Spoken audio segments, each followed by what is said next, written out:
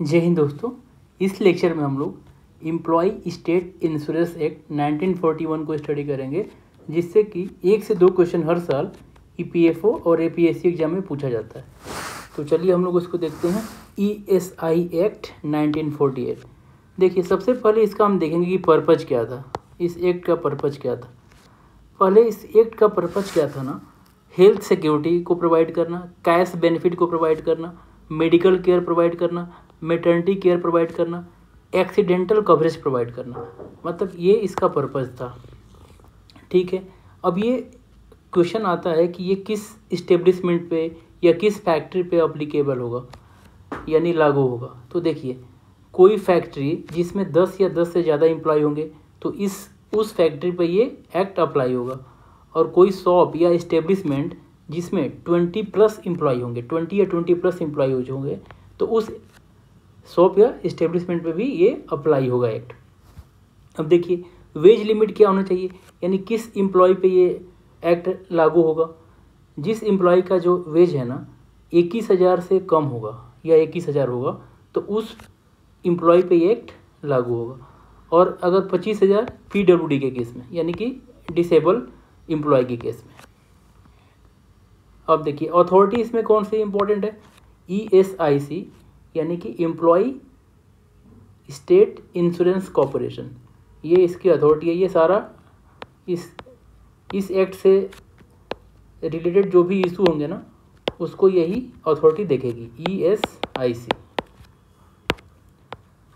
देखिए, अब इसमें कंट्रीब्यूशन, अब इतना बेनिफिट दिया जा रहा है तो कहीं से तो पैसा आएगा ना, कहाँ से पैसा आएगा। तो देखिए, इसमें क्या किया जाएगा ना, एम्प्लॉयज़ का कंट्रीब्यूशन कितना होगा, 7.5 होगा। यानी जितना वेज मिलेगा ना उसका 0.75 कहाँ से आएगा, एम्प्लॉय देगा।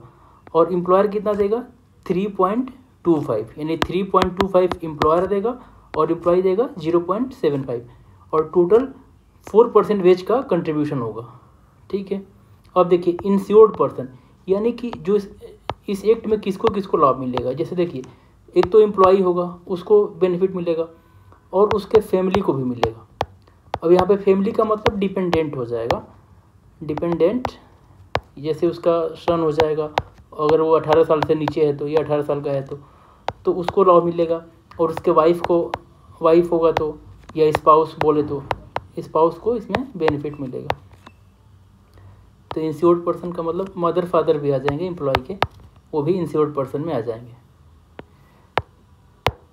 अब देखिए, इसमें देखिए बेनिफिट क्या क्या मिलेगा।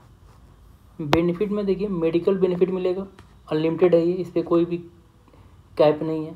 सिकनेस के केस में अगर सपोज करिए कोई एम्प्लॉय सिक हो जाता है तो उस केस में उसको कितना बेनिफिट मिलेगा, यानी देखो 70%, यानी जो उसका वेज होगा ना उसका 70% उसको मिलता रहेगा। कितने दिनों तक, 91 डे तक, यानी कि 91 दिन तक वो आराम से घर पे बैठे 70% अपने वेज का ले सकता है। ये 80% तक इसको एक्सटेंड किया जा सकता है। और मैटरनिटी के केस में देखिए, मैटरनिटी के केस में क्या होगा, 100% वेज है। डिसेबलमेंट में क्या 90% है। अगर कोई व्यक्ति डिसेबल हो गया तो उसको कितना परसेंट मिलेगा वेज, 90% मिलेगा अपने वेज का। ऐसे ही डिपेंडेंट को कितना मिलेगा, डिपेंडेंट को मिलेगा भी 90%। फ्यूनरल के लिए कितना मिलेगा, 15,000 मिलेगा। और रिहेबिलिटेशन अलाउंस भी मिलेगा। अब देखिए, इसमें कुछ की टर्म है उसको देख लेते हैं। जैसे वेज का डिफिनीशन देखिए इसमें वेज का डिफिनीशन बेसिक भी है, डीए भी है और एचआरए भी है। यहाँ पे इंपॉर्टेंट चीज़ है नोट करने वाली कि एचआरए इसमें इंक्लूड किया जाता है। और आपने देखा होगा बहुत सारे एक्ट में वेज का डिफिनीशन में एचआरए नहीं होता है, लेकिन इसमें एचआरए है, तो ये आपको नोट करना चाहिए। अब देखिए, एम्प्लॉयमेंट इंजरी का मतलब क्या है, एराइजिंग आउट ऑफ या ड्यूरिंग एम्प्लॉयमेंट, यानी एम्प्लॉयमेंट के दौरान या एम्प्लॉयमेंट से अगर इंजरी होती है तो उसको इसमें कवर किया जाएगा। इसके देखिए कुछ एक्सेप्शन है। सपोज कोई जो कंपनी है या कोई इस्टेब्लिशमेंट है, उसने जो ईएसआई है ना इससे ज़्यादा अच्छा बेनिफिट प्रोवाइड कर रही है, यानी बेटर बेनिफिट दे रही है।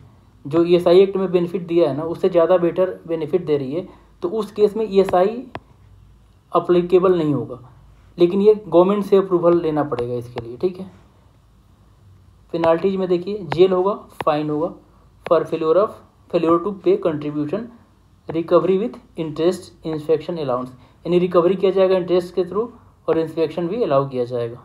तो एक बार इसको आप लोग देख लीजिए, क्विक रिवीजन कर लीजिए।